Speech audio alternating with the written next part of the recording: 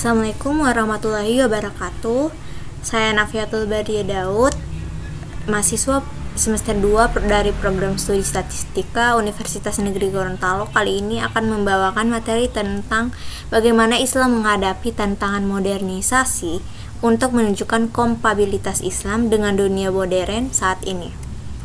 Nah, modernisasi Islam adalah upaya menafsirkan Islam melalui pendekatan rasional untuk mensesuaikannya dengan perkembangan zaman.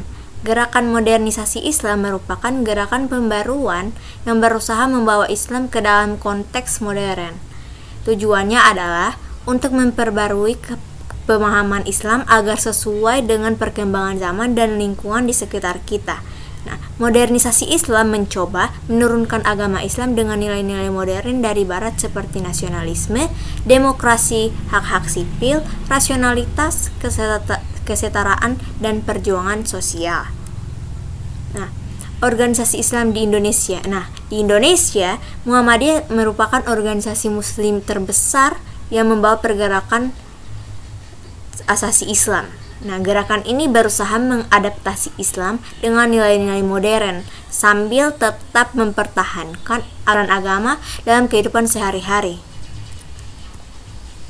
Beberapa tema dalam pemikiran Islam modern antara lain pengakuan atau dengan berbagai tingkat kritik atau persaingan atas pencapaian teknologi, ilmu pengetahuan dan hukum Barat, sekaligus menolak eksploitasi kolonial Barat terhadap negara-negara Muslim dan penerapan nilai-nilai sekuler Barat, dan bertujuan untuk mengembangkan pemahaman sains yang modern dan dinamis di kalangan umat Islam yang akan memperkuat dunia Muslim dan mencegah eksploitasi lebih lanjut.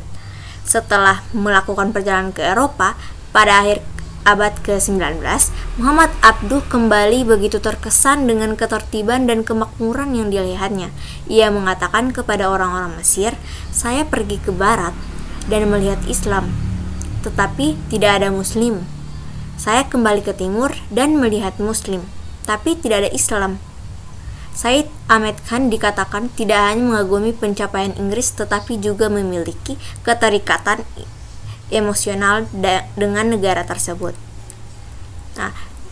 Keyakinan. Syekh Ahmad Khan berusaha menyelaraskan kitab suci dengan pengetahuan modern tentang ilmu pengetahuan alam untuk menjembatani kesenjangan antara ilmu pengetahuan dan kebenaran agama dengan meninggalkan penafsiran harafiah kitab suci dan mempertanyakan metodologi para penghimpun hadis sahih, yaitu mempertanyakan apakah yang dianggap sebagai narasi yang diturunkan paling akurat mengenai apa yang diwariskan, apa yang Nabi katakan dan lakukan sebenarnya adalah wahyu ilahi. Beberapa interpretasi non-harfiah yang dikemukakan Ahmed Khan adalah malaikat bukan makhluk yang diciptakan dari cahaya, melainkan sifat dan benda atau konsepsi dukungan moral ilahi yang mendorong manusia dalam usahanya. Jin bukanlah makhluk dengan kehendak bebas yang diciptakan dari api, melainkan proyeksi keinginan jahat. Tujuan hukum Islam dalam mendukung kepentingan umum digunakan. Hal ini digunakan oleh kaum reformis Islam di banyak belahan dunia untuk membenarkan inisiatif yang tidak dibahas dalam komentar-komentar klasik namun dianggap sebagai keprihatinan politik dan etika yang mendesak. Hukum Islam tradisional ditafsirkan kembali menggunakan 4 sumber tradisional jurisprudensi Islam: kitab suci Al-Quran, perbuatan dan ucapan Nabi Muhammad atau hadis, konsensus para teolog atau ijma, dan penalaran hukum dengan analogi atau kias. Ditambah sumber lain atau penalaran independen untuk menemukan solusi atas pertanyaan hukum atau yang biasa kita tahu sebagai ijtihad. 2 sumber pertama, Quran dan hadis, diambil dan ditafsirkan ulang untuk mentransformasikan 2 sumber terakhir, ijma dan qiyas, guna merumuskan proyek reformis berdasarkan standar rasionalitas ilmiah dan teori sosial modern yang berlaku. Hukum Islam tradisional membatasi landasannya pada Al-Quran dan Sunnah otentik, yaitu membatasi Sunnah dengan kritik hadis radikal.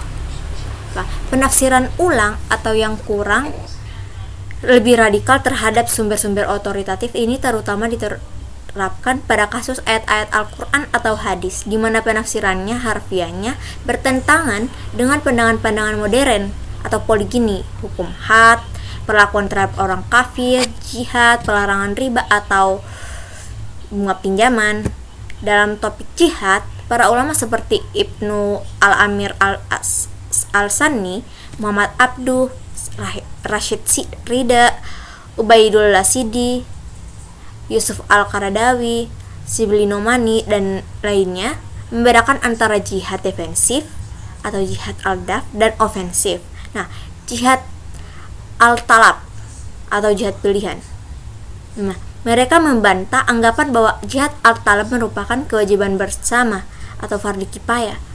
Untuk mendukung pandangan tersebut, para ulama tersebut merujuk pada karya-karya ulama klasik seperti Al-Jassas, Ibnu Taimiyah, dan lain-lain. Nah, menurut Ibnu Taimiyah, alasan jihad terhadap non-muslim bukanlah kekafiran mereka, melainkan ancaman yang mereka berikan.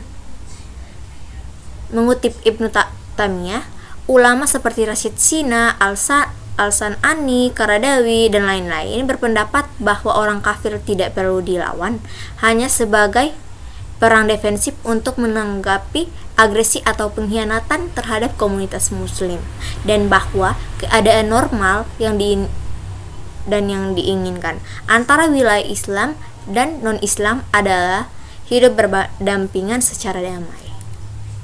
Baiklah, itu saja dari saya. Terima kasih. Wassalamualaikum warahmatullahi wabarakatuh.